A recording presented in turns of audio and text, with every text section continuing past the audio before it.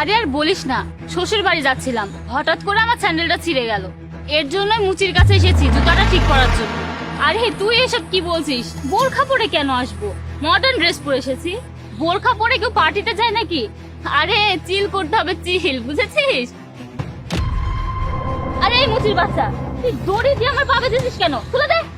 আরে ম্যাডাম চুপ করেন, আমি এভাবেই কাজ করি। আমি পায়ে দড়ি বেঁধে তারপর কাজ করি, একদম নড়াচড়া করবেন না। আরে এই মুচিটা পাগল নাকি? আরে ও মাই গড, সিগারেট পড়ছে না কেন? এই মুচির বাচ্চা, তুই আমার হাতে আঠা দিয়ে সিগারেট কেন লাগিয়ে দিয়েছিস? ও শিট, ম্যাডাম আপনি কেন বোঝেন না? আমি এভাবেই মুসির কাজ করি, চুপ করে দাঁড়ায় থাকবেন। আর আপনি খুব ডিস্টার্ব করছেন। আরে এখন যদি আমার আরে আমার ভাসুর তার ছেলে তো এদিকে আসছে, এখন আমি কি করি? মুচির বাচ্চা, আজকে তো আমি খেয়ে ফেলবো। আমার পায়ের থেকে দড়িটা খোল, খোল বলছি। ওরা এদিকেই আসছে, কি হলো? বাবা, নতুন চাচি কিন্তু খুব ভালো। আরে আমি কি খারাপ মেয়ের সাথে আমার ভাইয়ের বিয়ে দেবো নাকি? দেখে শুনে খুব ভালো মেয়ের সাথেই আমার একমাত্র ভাইয়ের বিয়ে দিয়েছি।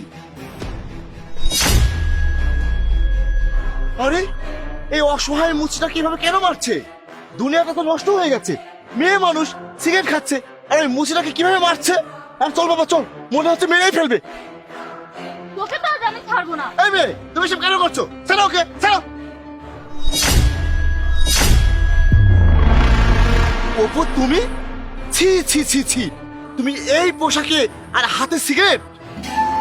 স্যার আমি জানি এটা আপনার ভাইয়ের বউ, আর আপনি এই রাস্তা দিয়ে চলাফেরা করেন। আপনার এই ভাইয়ের বউ বাড়ি থেকে বোরকা পরে এসে বাইরে এসে মডার্ন ড্রেস পরে ওর বান্ধবীকে নিয়ে ঘোরে, প্রতিদিন পার্টি করে, মদ খায়, সিগারেট খায়, বেয়াপনা করে। অনেক ছেলের সাথে তার উঠা বসা আছে। তাই আজকে আমি সুযোগ পেয়ে তার পায়ে দড়ি বেঁধেছি আর বুদ্ধি করে সিগারেটে আঠা লাগিয়ে দিয়েছি, যাতে আপনি হাতে হাতে ধরতে পারেন। অপু, এই মুচি এসব কি বলছে? স্যার আমি যা বলছি সত্যি বলছি। সে যে আপনার ভাইকে বিয়ে করেছে, ভালোবাসে বিয়ে করেনি, আপনার সম্পত্তির লোভে তাকে বিয়ে করেছে। সে আপনাদের টাকা পয়সা নিয়ে ফুর্তি করবে আর ছেলে বন্ধুদের নিয়ে মজা করবে। না না ভাইয়া, সে সব মিথ্যা কথা বলছে। চুপ, বেয়াদব কোথাকার! এই ছেলেটা কখনোই মিথ্যা কথা বলে না। ওকে আমি খুব ভালো করে চিনি। তুমি আমার ছোট ভাইয়ের বউ, সে সেটা জেনে তোমার পায়ে রশি বেঁধেছে। তুমি কি জানো এই ছেলেটা আমাদেরকে কত সম্মান করে? তুমি আমার ছোট ভাইয়ের বউ, সে সেটা জেনে তোমার পায়ে রশি বেঁধে তোমাকে আটকেছে। তা না হলে সে তোমাকে আটকাতো না। ছি ছি, তুমি এত জঘন্য, এত খারাপ মেয়ে, আমি তো ভাবতেই পারছি না তুমি এত নোংরা কাজ কিভাবে করতে পারলে। আশেপাশে 10 গ্রামের মানুষ জানে মুজাহিদ সাহেবের ছোট ভাইয়ের বউ কত ভালো, আর তুমি ভালো সেজে সুযোগ নিয়ে সেই ভালোর সুনামের মধ্যে ছাই ঢেলে দিলে। বোরকা না পরে, পর্দা না করে তুমি সব কি ড্রেস পরে বাইরে এসেছো? তোমার কি লজ্জাও করলো না? তুমি হাতে সিগারেট নিয়ে ধোঁয়া উড়িয়ে ছেলেদের মতো সিগারেট টানছো, আবার পার্টিতে গিয়ে চিল করো, ড্রিঙ্কস করো, মদ খাও। ছি ছি ছি, তুমি আমার মান সম্মান শেষ করে দিয়েছো। এই মেয়ে, সম্পত্তির জন্য তুমি আমার ভাইকে বিয়ে করেছো? ঠিক আছে, আমি তোমাকে সম্পত্তি দেব, কিন্তু তোমার বাবাকে ডেকে। তুমি কি জানো যখন আমার ছোট ভাইকে বিয়ে দিতে চেয়েছিলাম তখন কত বড় বড় ঘরের বাবারা তাদের মেয়েকে আমার ছোট ভাইয়ের সঙ্গে বিয়ে দিতে চেয়েছিল? আমি অন্য কারো মেয়ের সাথে আমার ভাইয়ের বিয়ে দেইনি, কারণ তোমার বাবা আমার বাবার বন্ধু ছিল, তার কথা রাখার জন্য। আর আমি আমার বাবার কথাটা রেখেছি, তোমার সাথে আমি আমার ছোট ভাইকে বিয়ে দিয়েছি।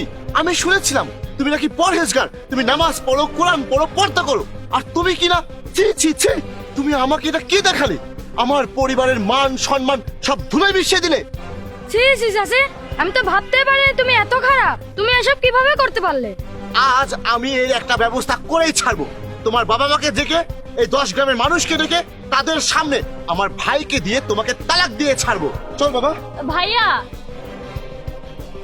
ঠিক হয়েছে, খুব ভালো হয়েছে, আজকে তোমার ডিভোর্স হয়ে যাবে। চুপ কর মুচি, তোর জন্য আমার সংসার ভাঙলো, আমি তোকে ছাড়বো না। তুমি আমার কিছুই করতে পারবে না, আমি তোমাকে ভয় পাই না। যাও পার্টি করো, বেয়াদব মেয়ে কোথাকার।